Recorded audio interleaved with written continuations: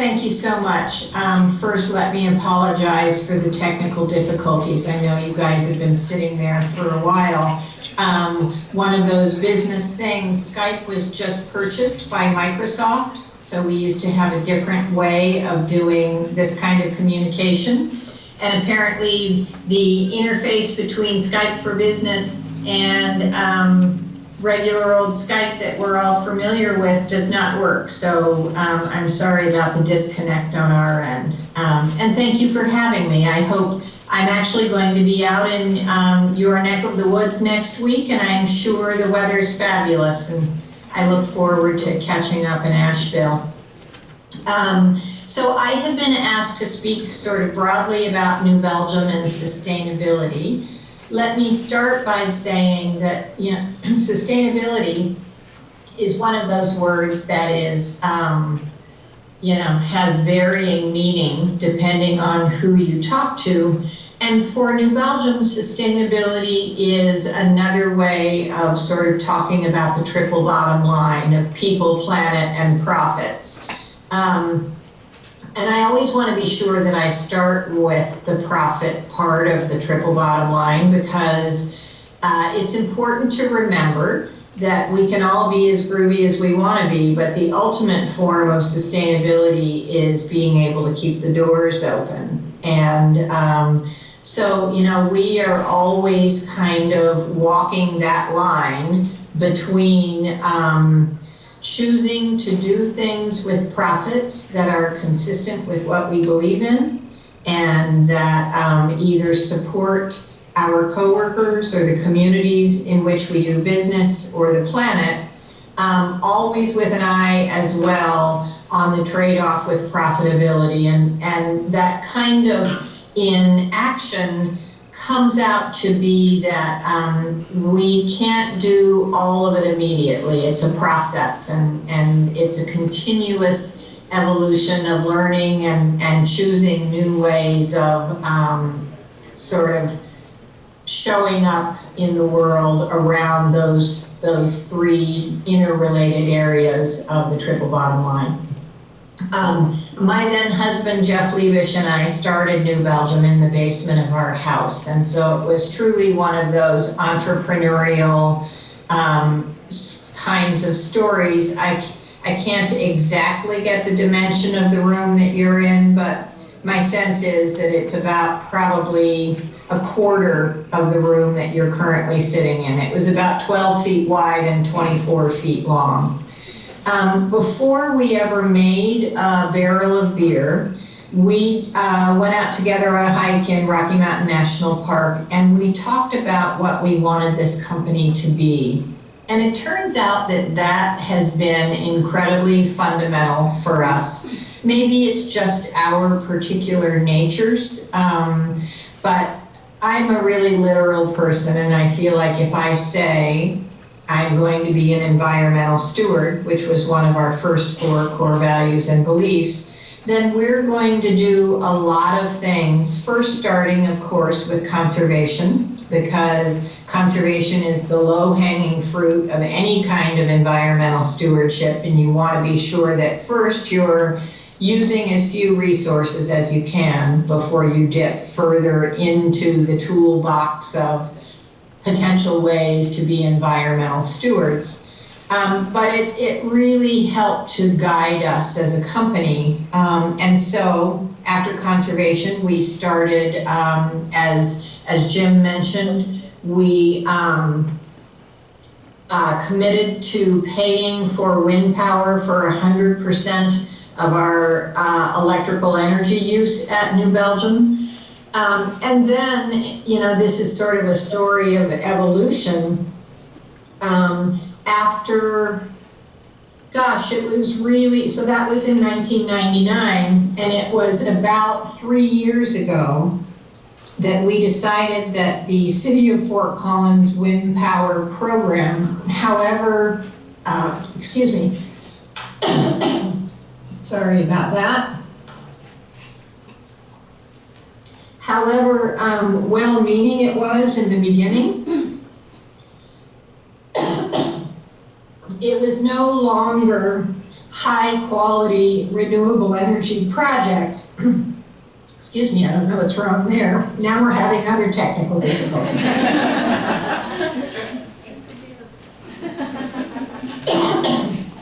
And so we switched, rather than purchasing wind power, we created an internal tax for ourselves.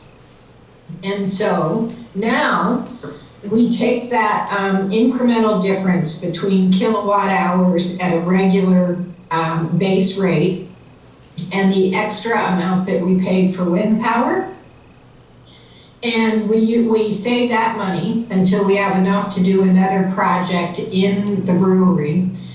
So for instance, in the last 2 years, we've covered all of our roofs with solar panels.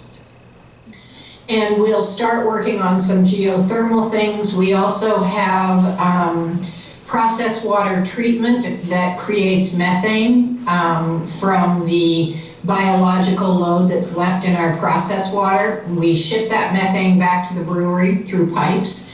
We burn that in a combined heat and power plant.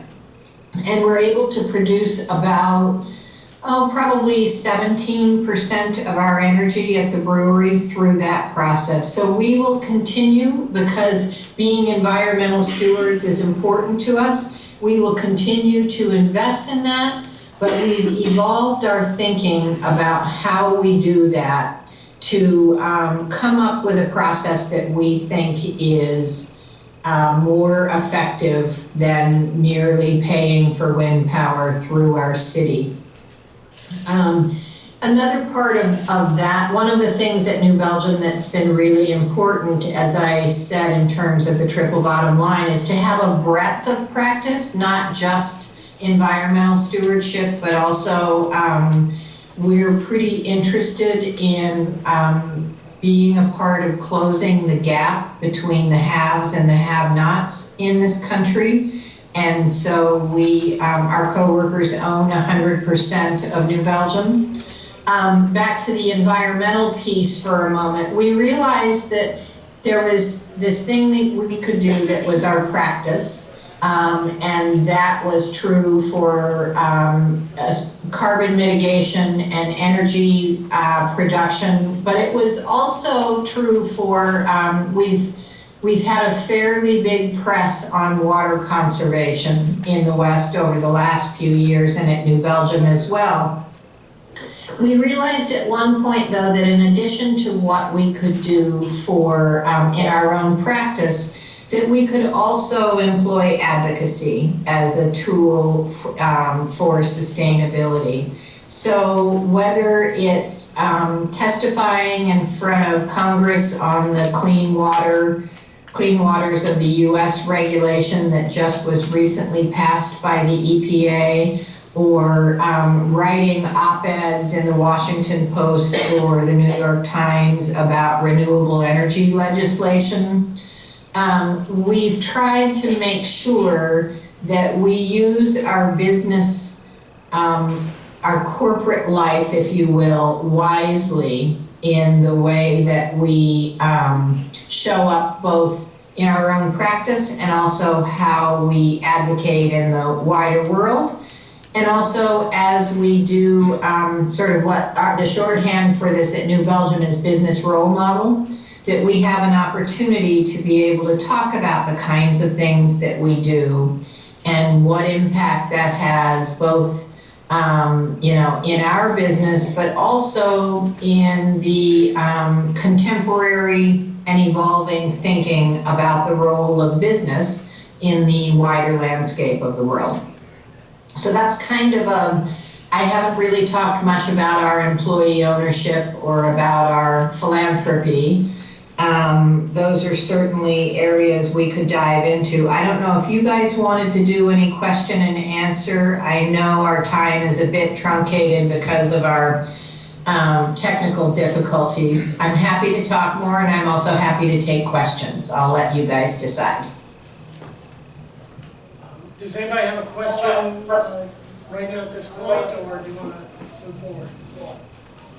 It's an opportunity. Does anyone have a question right now? Or no? Yeah, okay, we do have one question. Hold on one second. Okay. We'll see if this works. Hi, Kim. Thanks for joining us. So I understand that New Belgium has started its own lobbying group as well to do lobbying. Can you hear me? I'm sorry, could someone repeat the question? Can you hear me okay? Yeah. That's mic not. Yeah, that's mine. Okay. Can you hear me okay? You're intermittent, but let's try again. Okay, New Belgium has started a lobbying group. Is that the case? A what group? Lobbying. Lobbying group. We did start a PAC, which we debated that long and hard because we're, concerned about the role of money in politics. And at the same time, right now, that's our system. And part of what the PAC does is enable us to hold fundraisers for candidates, and the election law is that you can't give anything that you give to a candidate has to be recorded. So for instance, a place to hold a fundraiser and beer. And we can use money from the PAC to be able to underwrite the cost of, because we have to actually pay for it to maintain our legal standing there. So we can use a PAC as a way to do that. It also, for me, was a way to, you may have heard that I am transitioning out of the CEO role, which is super exciting for me and for Christine Parrish, who will be our new CEO. And I wanted to make sure that we had some political muscle memory in the organization around things that are, we try not to get in the weeds of personal areas of interest mostly, and we stick with things that are consistent with our core values, which are things like a living wage and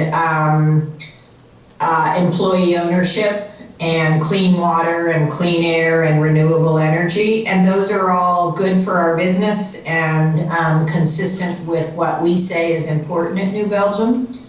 And it was important to me that when I leave the building, we don't sort of go to this like, well, good, she's gone, we don't have to do that anymore.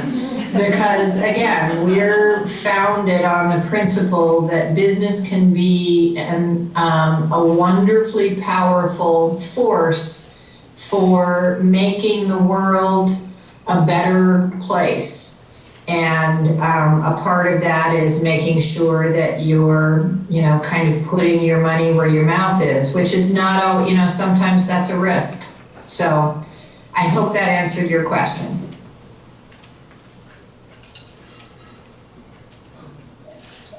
Kim, can you go ahead and talk a little bit more about the relationship between your sustainable business practices and the bottom line?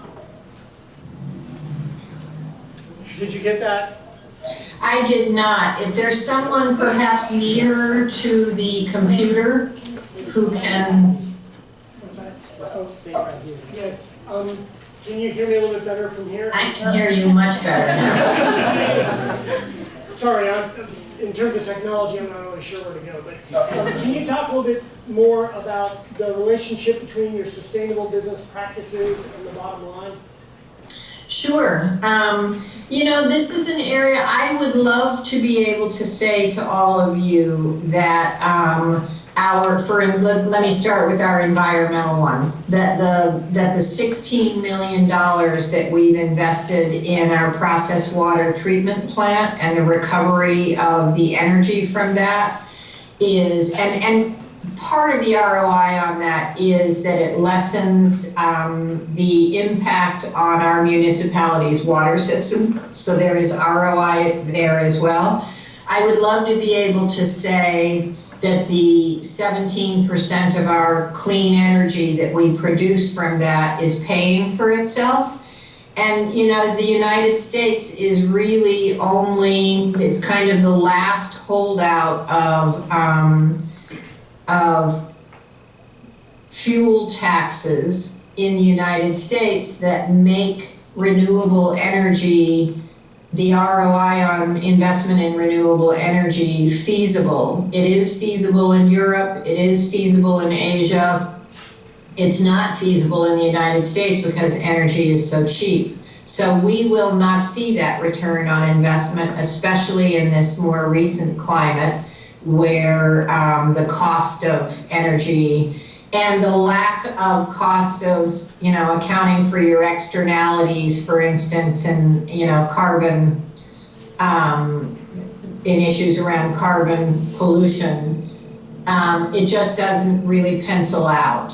In terms of our employee ownership and high involvement culture and open book management, that has been just an incredibly powerful system for us, where we feel like the caliber of our coworkers, their commitment to excellence, their commitment to building a community where we recognize that we want to invest in sustainable efforts. We recognize that, you know, the quality of our working relationship is central to being a successful business. It's not just a nice bolt-on, but it's kind of, you know, this is it after all. This is our lives that we're investing in work, all of us who work, and you get a choice whether you want to create a community that feels loving and supportive, and also like we work really hard and we're competitive and we want to win. I can't give you an exact numeric payback on that, except to say that when we compare our profitability to other breweries, we stack up really well, and our retention rate is really high.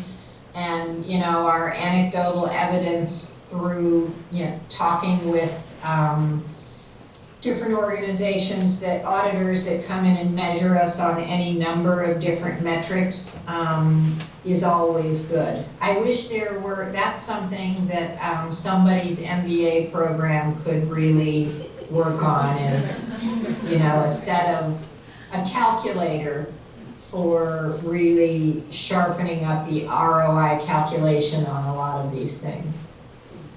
Yeah, once again, a role for accounting and finance. All right, other questions? I can repeat them through here.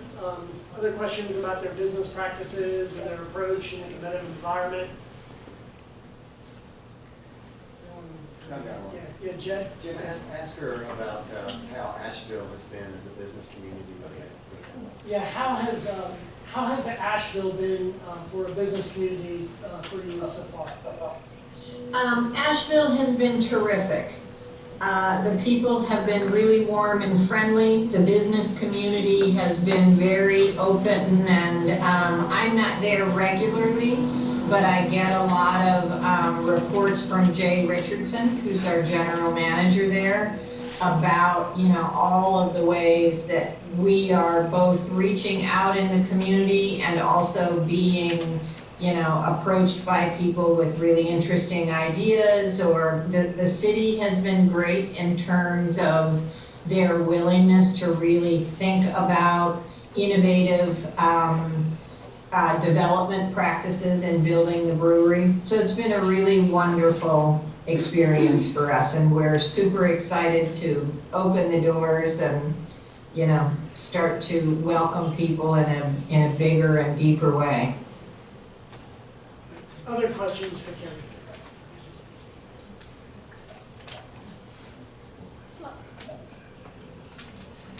Yeah. Come on up here. Hey, Kim, Heather from B-Lab is here. How are you? I'm sorry, I didn't hear who it was. Hey, Kim, it's Heather from B-Lab. Hi. And I actually gave the group a quick overview of the B Corp movement earlier, but I thought it might be nice to hear from a business as opposed to B-Lab around why you guys chose to join the community, and other opportunities or challenges that you've faced as a certified B Corp.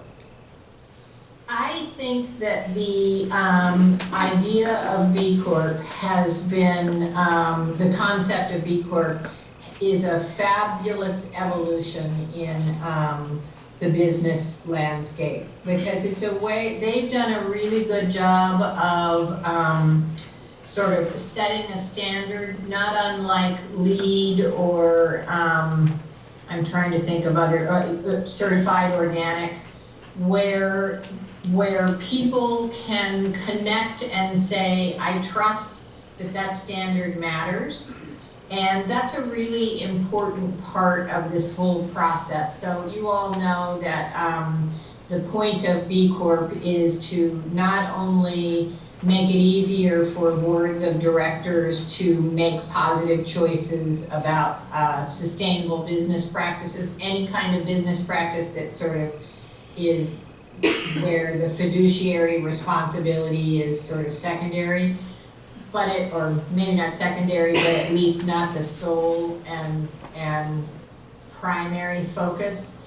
But the other thing about it is that there is a commitment to be measured, and that's where I think you get a high degree of confidence among other businesses, regulators, consumers, to say, okay, not only have these people elected this status, but I can count on the status meaning something, because there is a measurement around areas that, you know, fit right into the sustainability lexicon that are important. So businesses can't say, oh yeah, we're a B Corp, we do these things, but really sort of circumvent the intent of the corporate status. The reason that we chose to be a B Corp, not unlike the issue with starting a PAC, I was looking at, okay, we're going to sell the company to our coworkers through the ESOP, and what are the things that are going to be really important to make sure that this model continues forward? Because if the model's just going to break down and we're going to be like any other company, I could have sold to a strategic buyer for a lot more money than we got selling to our coworkers. So we wanted to be sure that we put these things into place, and one of those was B Corp, because it really gave us some confidence that our coworkers and our board of director understood our commitment to continuing on as a company who has a foundation in the triple bottom line, or sustainability. Any other questions? We're coming near the end of our time here.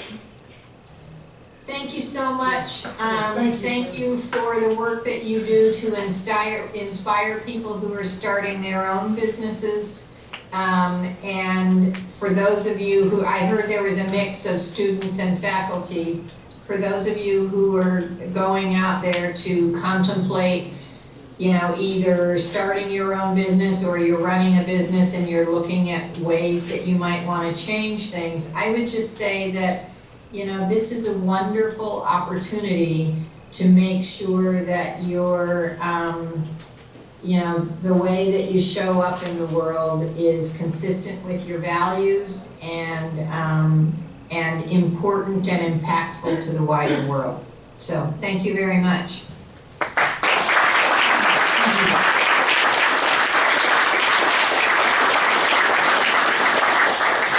Okay, we're just about ready to have a bite to eat.